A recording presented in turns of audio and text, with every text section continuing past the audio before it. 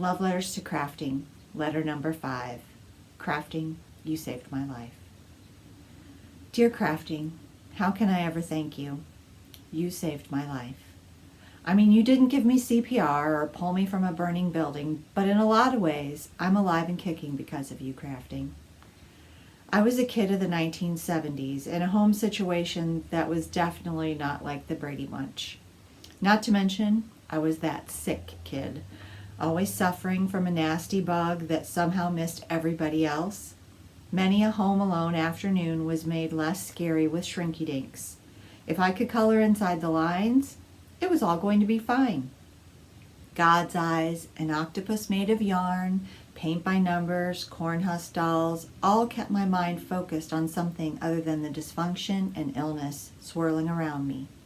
Thank you for distracting me, Crafting, from the fevers and the pain. During my high-risk pregnancy, you threw me another lifeline. On bed rest for 5 months, I filled my solitary days with hand-sewing little flannel baby sacks, crib bumpers, way back when those were still okay, and family Christmas stockings.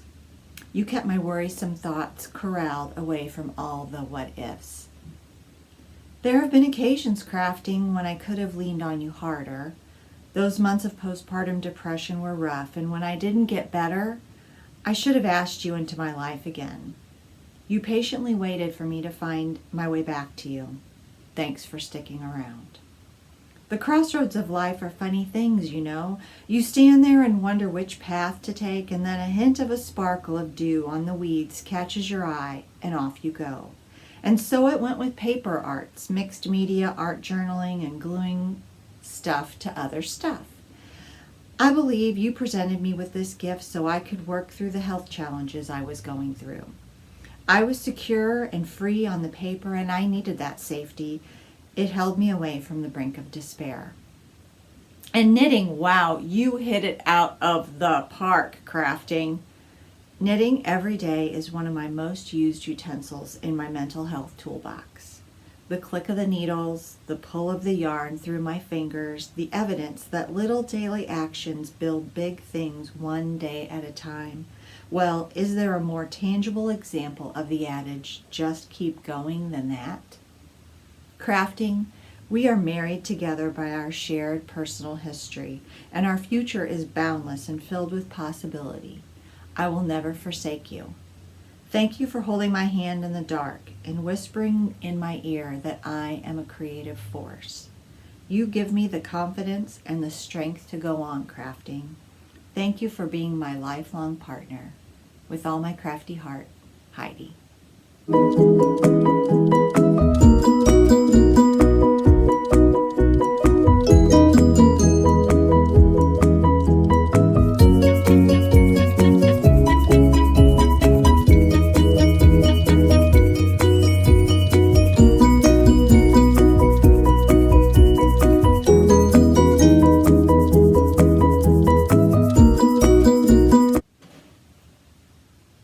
Hi, welcome to Love Letters to Crafting. My name's Heidi, and this is my podcast where I extol the virtues of all my crafty loves. I am glad that you joined me today.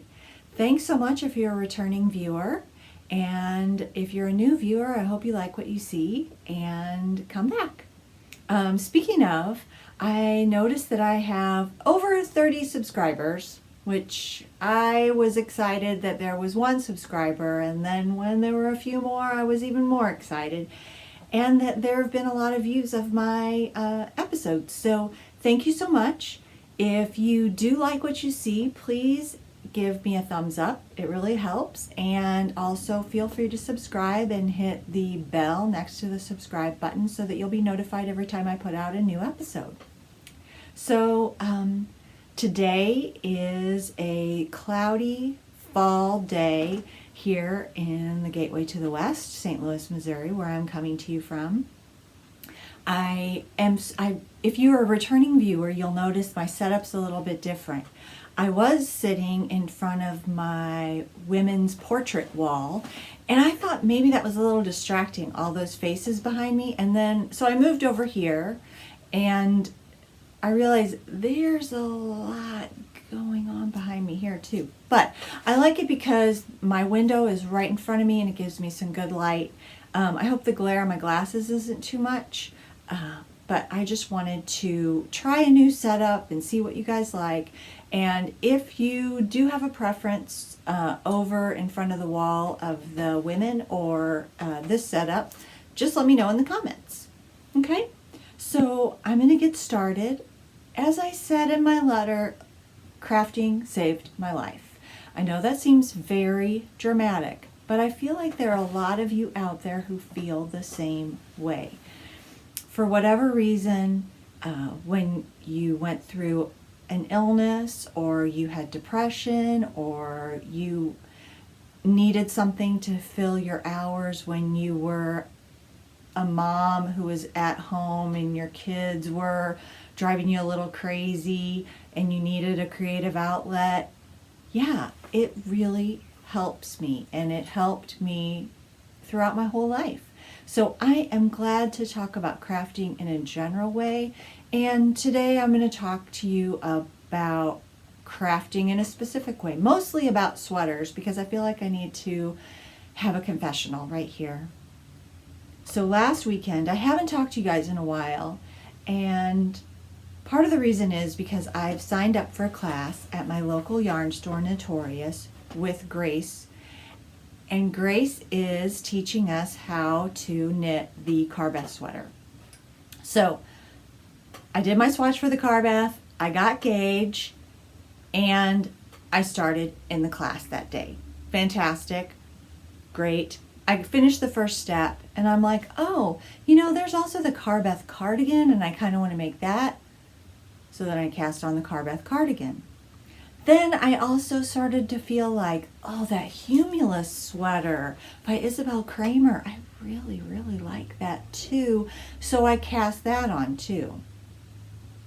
Then I signed up for the Mystery Knit Along for Stephen West, and I cast on that too. So I have a lot to talk to you guys about. It's so funny. I was reading Instagram posts the other day, and somebody said that podcasts are like the lower back tattoo now of, you know, like the early aughts, that everybody has one. Everybody's mom has one. It's like boob glitter in the late 90s, you know. Once your mom starts to do it, once your mom's on Facebook, once your mom has a lower back tattoo, it's no longer cool. But I love this, and I couldn't wait to get back to this and talk to you guys about everything. So I just want to get started. Let's go. Are you guys ready to get started? I know I am. Okay, so first of all, the Carbeth.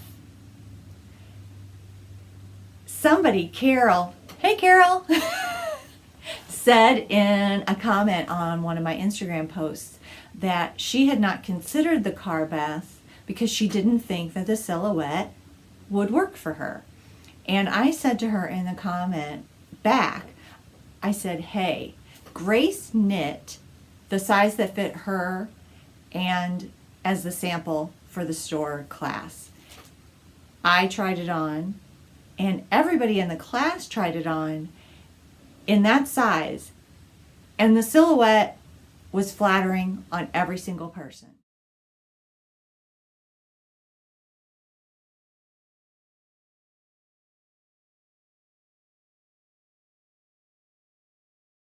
So I'm just saying you should try it on if you can, but I also think that it's a flattering knit for almost everyone. You can knit it longer, you don't have to have the funnel collar, you don't have to have the sleeves rolled back. It's just a very forgiving knit. So that being said, I'm going to show you my first one. I am knitting it in this is my first sleeve, and I'm knitting the cuff right now and the sleeve so that I can roll this back. The designer has it rolled back in her picture, and I know that she's very, very petite. If I haven't said so already, this pattern is the Carbeth sweater by, because I am so organized, so professional, Kate Davies. So profesh. So I am using this Patons. I'm going to try and figure out a way to hold the yarn so you guys can see it and it doesn't change the lighting on the camera.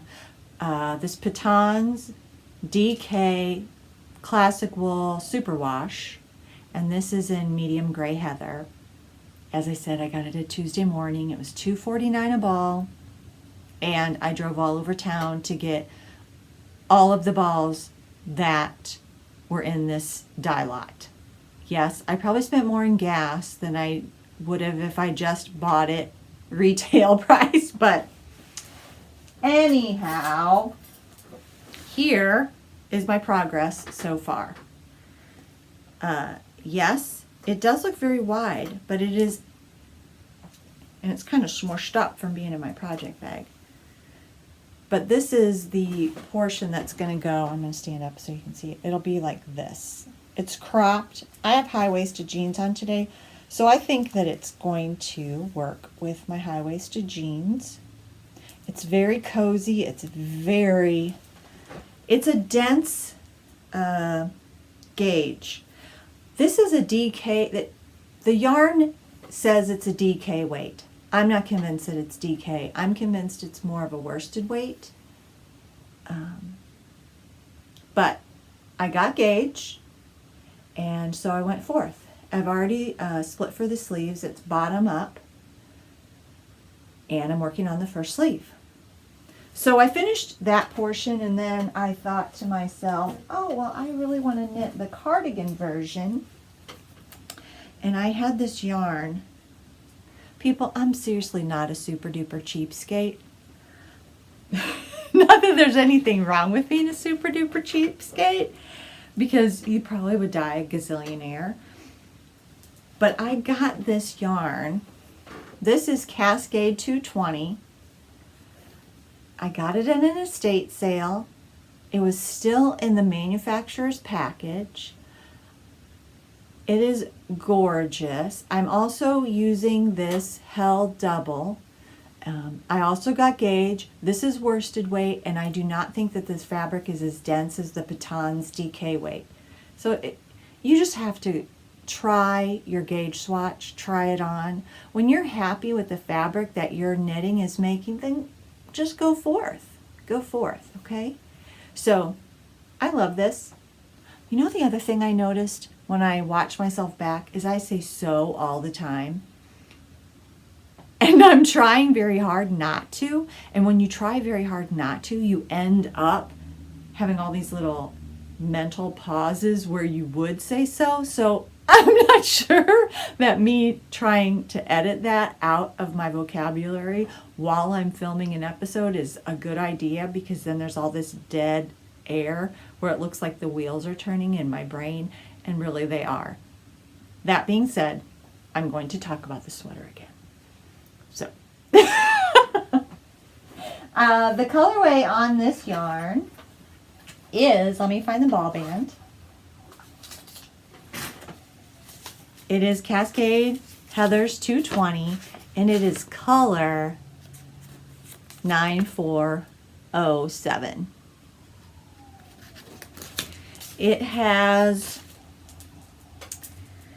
It looks green, but within the heather, there's definitely blue, some lemonade yellow. Very beautiful. Very, very beautiful. And I want to show you this progress keeper. I love this maker's work so much.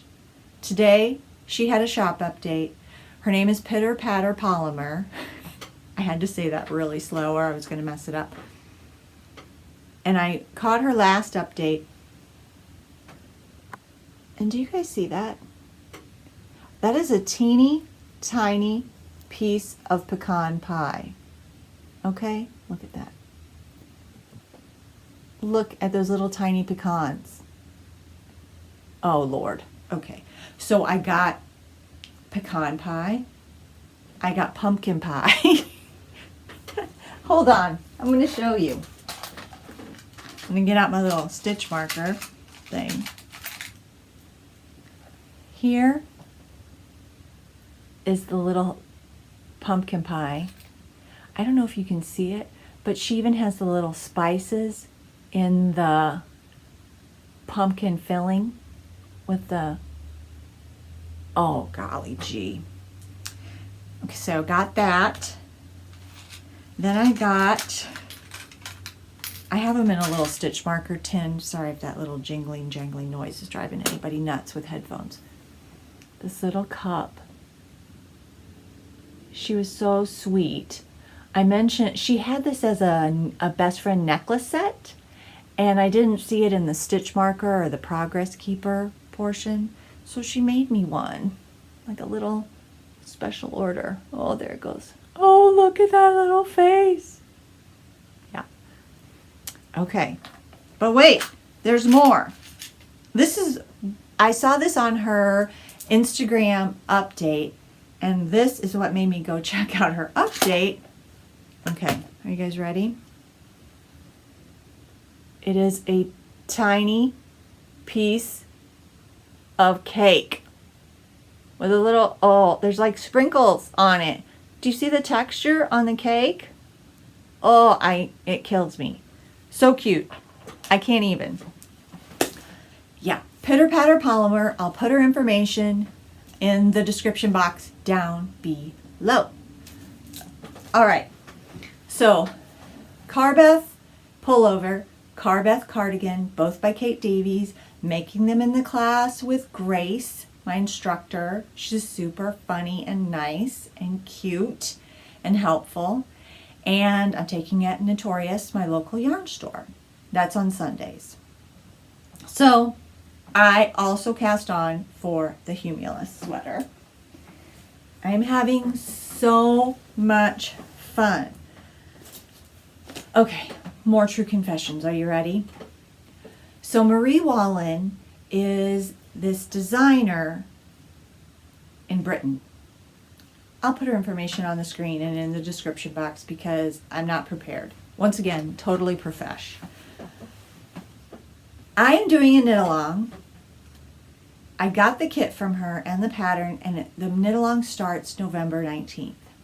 It's for this elaborate colorwork jacket.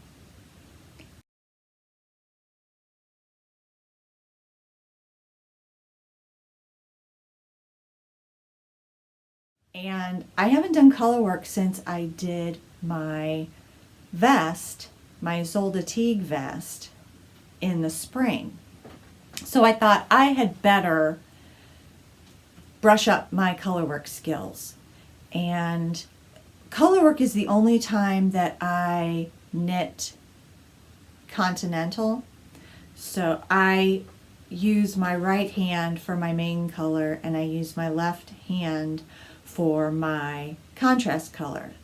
I throw with my right hand and I pick the color off my left hand.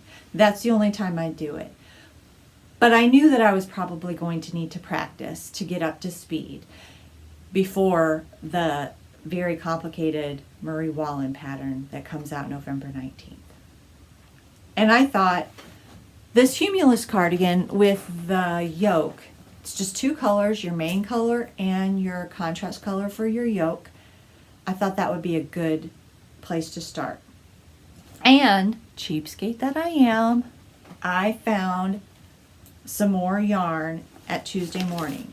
It happened to be the last 5 balls of this color. I had not seen it anywhere else. It is Shepherd's Own.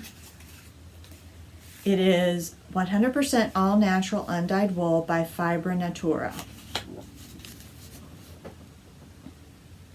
It is worsted weight. Well, it says it's worsted weight. Once again, I have my doubts.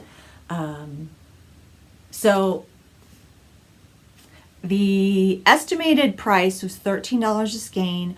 At Tuesday morning, it was $5.99. I got the last 5 skeins, and I knew that I had some cream at home that would work. And I had gotten this at either Michael's or Joann's on sale. It's Paton's Classic Wool Worsted. This is their winter white color. And I thought, I would use the tan as the main color and the white as the contrast color. And here is my progress so far. I made a swatch and I'm trying to, there you go. I don't want it to fall off the needles. And right now I have 300 stitches on this 32-inch cord, which is what the designer calls for. It won't be a big deal once I split for the sleeves. I'm almost finished with the chart, and then I will knit until the yoke is 8 inches long, and then I'll split for the sleeves. Here are my floats. I think I'm doing a nice job. I'm not catching any of the floats. I have caught floats in the past. Catching floats is when you have a large stretch of stitches of one color where you're carrying your contrast yarn or your main color yarn across, and you do a little pickup of that other color so that it doesn't have a long piece of, so your finger doesn't get caught in it when you put it on. My only reservation about picking or catching floats is sometimes it creates a little divot in the pattern, and it visually it's not as beautiful as just having your floats free on the back. So I'm doing that, and I think it'll be all right. Yeah, so I think this is very, very beautiful. I can't wait to wear it. Oh, there we go. That's much better. The pattern is supposed to look like hops hanging from the vine. So this is the top, and then it's the mirror image that will be down on the bottom. It'll be very lovely. It'll be very warm, very nice. What I was going to tell you though is that the Patons, this classic, this winter white, is worsted, and I think it's closer to Aran, and this undyed Fibra Natura is probably closer to DK. Once again, mileage may vary, knit at your own risk, do a gauge swatch, and see how yours works out. I have my gauge swatch in my project bag. Here's my project bag. This is the project bag I use for whenever I knit color work. I got this tapestry at an estate sale, and I had it for a long time, sort of languishing. I wasn't sure what I was going to do with it. It was unfinished. The edges had some sort of yellowed masking tape that they were holding the, I don't know what you call that, what you use for this big needle point. It's not a canvas, but maybe it is. Anyway, I thought, what can I do with this? And then it dawned on me it would be the perfect project bag. And I lined it with this. Yeah, I love that. So here is my gauge swatch. It's really the tiniest little gauge swatch ever. But it was enough for me to see that the yarn was going to give me enough contrast. The contrast color was contrasty enough. Another trick that I've used before is to knit a little swatch and then take a color photo, but turn the color photo into black and white. And if you can't see the difference between your contrast colors and your main color, then you need to choose something with more contrast. So I'm very excited about this sweater. I'm almost done with the yoke. I have maybe about 7 more color work rows to complete before I'm just going to knit in the main color. Then it'll just be car knitting, and I think that'll be it'll go pretty fast. Okay, I guess what I should have named this episode more than Crafting Saved My Life was Heidi confesses her knitting sins. They're not sins. They're just guilty pleasures. Okay, we'll call them guilty pleasures, okay? I'm sure Returning viewers will remember that I am knitting knee socks from the Yarn Jars Gobstopper ball in the colorway Let's Be Unicorns. I have one knee sock completely finished. I have another sock begun.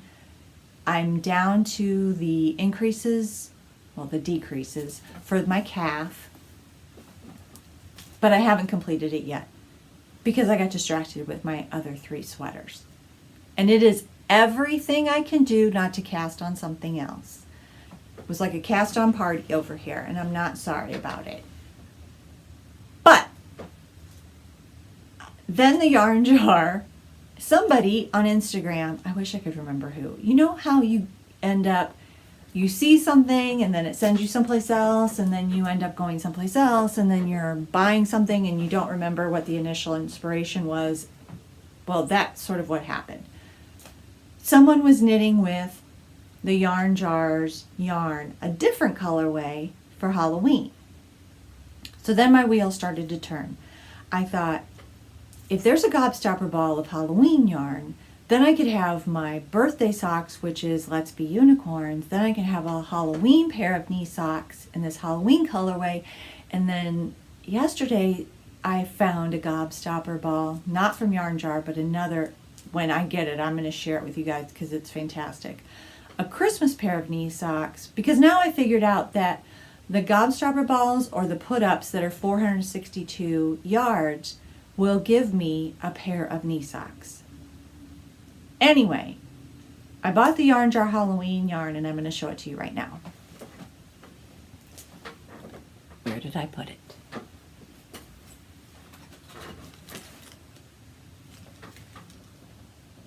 Yes. This is the Yarn Jar. That's her tag. Do you see that cute little bat? Yes, so this is her put up. I mean, look at all those beautiful, gorgeous Halloween colorways. Doubtful that I will get a pair of knee socks completed before Halloween, but the possibility exists. The promise of a bright future that holds Halloween knee socks, I envision it. I can see it. It's out there. So beautiful. Doesn't that make you think maybe you could have a pair of fancy knee socks for every occasion? Probably don't need 4th of July knee socks. Let's be honest. But Thanksgiving, definitely Halloween knee socks. I like holidays. Easter, pink, all the Easter egg colors, purple, green, yellow. Yeah, that's a thing. It's going to happen. It's in my future. Can't stop thinking about it. We'll share more as the progress continues. Do you guys want to see the start of my Stephen West mystery shawl knit along? I'll go get it. Plenty of time for you to say, for me to say spoiler alert, so that any of you who haven't cast on yet can look away from your screens. Hold on, I'm going to go get it. Okay, I'm going to talk about it before I show it to you, so there's plenty of time for you to look away or fast forward. The pattern came out on a Thursday night. He sneaked out the clue a little bit early so people could cast on. And I was super excited. I got the kit from Stephen West. I got kit number 11. It's all Ching fiber. I love my colors. And he offers 2 versions. I'm not going to say too much about them, but I knew that the first version was not for me. I was going to be frustrated by it. I'm just going to say this. Nobody's going to be surprised that Stephen West has brioche in his shawl. Stephen West loves brioche. I love the look of brioche, but I'm not a great brioche knitter. I need to be able to correct my mistakes, and I don't know how to correct them in brioche. And I needed time to practice and maybe take an online course, get a few books from the library before I tackled a big brioche project. But he offers an alternative version, and that's what I chose. Even that alternative version is challenging. Not challenging, but it's time consuming. And by the end of the first week, I was not even a third of the way done with the first clue. I didn't realize I wasn't a third of the way done until it was like almost time for clue. I could have read further in the pattern, but it's like 190 rows and I was on row 70. I was not close. The next 2 clues have already come out. I love them. I'm definitely going to knit this, but I knew that there's no time frame on this. I can knit at my own pace. Everybody's knitting at their own pace. There's just something sort of fun about doing it with the community. I think I need to be really super duper honest with myself and admit that mystery knit-alongs, I'm not always the best candidate to participate. Just because I like to control my color choices, I like to control the way that they look together. I'm all for participating, but I will probably in the future purchase the pattern and watch other people knit it and then make my color choices based on their finished objects. Does that make sense? I'm sure it does. Okay, so I'm going to show you now clue 1, my very poor performance, but I do love it. Here we go. Okay, so it's just knits and purls and these gigantic holes, and we're going to do something fantastic with these yarn tails where you change your color. This is like a merino, Surrey, fuzzy fantasticness. This is all Ching fiber. Yeah, it's gorgeous and I love it and I'm going to finish it, but not right now because I have other things going on. But I wanted to share it with you, and if I make more progress, I will definitely come back on here and show you more. Okay? All right. True confessions are over.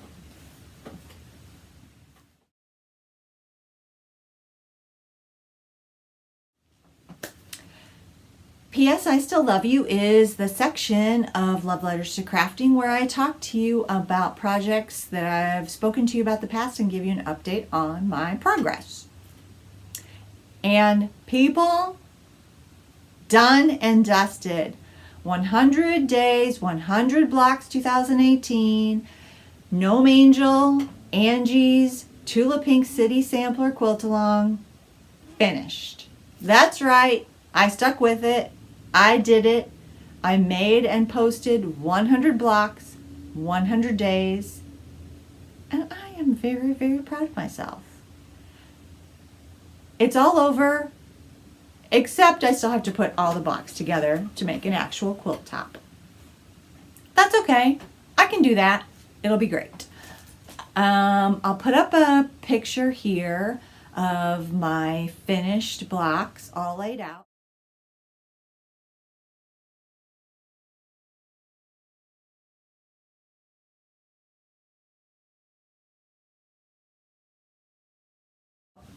That is not my final layout.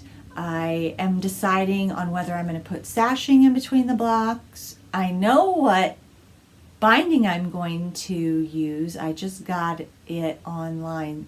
There's a woman on Instagram, and I'll put her name in the description box. She makes binding, and I love quilting.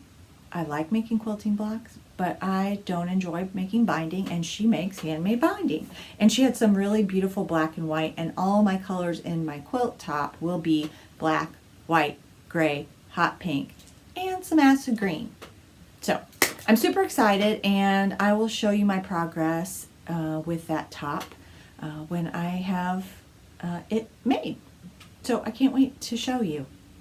What else can I talk to you about today? One thing I didn't mention to you is what I'm wearing.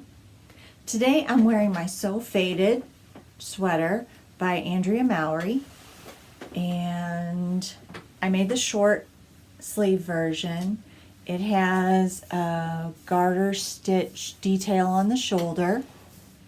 I used Hannah Made It in the Yarnicorn colorway. And what else? Oh, the bottom is Hedgehog Fibers. And I don't remember what this middle color is. It might also be Hannah Made It, and I will look on my Ravelry page and let you know. I really love this sweater. I wear it so much. It's perfect. Those fingering weight sweaters are a good layering piece no matter what the weather. Perfect for fall, perfect for spring. It's not too heavy, it's not too light, especially if you make it in the sock yarn that has nylon and the merino wool and superwash, so you can put it in the washing machine. Not that I advocate for putting my hand knit sweaters in the washing machine, but it is an option for those of us who may have laundry challenges. I wanted to show you in this alternate view. Oh, there's a lot of glare on that. But this is my storage spot for my handmade sweaters. It's a little shelf like from IKEA or Target. And they were in my closet, and really they're almost like art for me. I like to see all of them lined up. It makes me feel like I've made a lot of progress, that I've handmade all those things, and I can look at them every day and, feel proud. Yeah. So that is some of my homemade jewelry and vintage jewelry. I wanted to show you guys a different view of this. This is what I call my dressing room. My son used to live in here. He's married now. He has his own house, and we have a little tiny 1920s bungalow cottage with 1920s sized closets, and so I made this room into my yarn storage / gigantic closet room. Yeah, so I'm happy to share it with you. But please do let me know if you prefer the other setup where I'm in front of the wall of women with Margaret the mannequin. Then let me know and I will change it up. This was just an experiment today. I'm super glad that you joined me today. I am excited to be back talking to you, and I want you to know that I love having conversations with you, and I hope that you come back next time I'm here. Until then, I hope you have fun with all your crafting loves, and don't forget to hit like and subscribe if you'd like to be notified when I come out with new episodes on this Love Letters to Crafting. Thank you. Bye.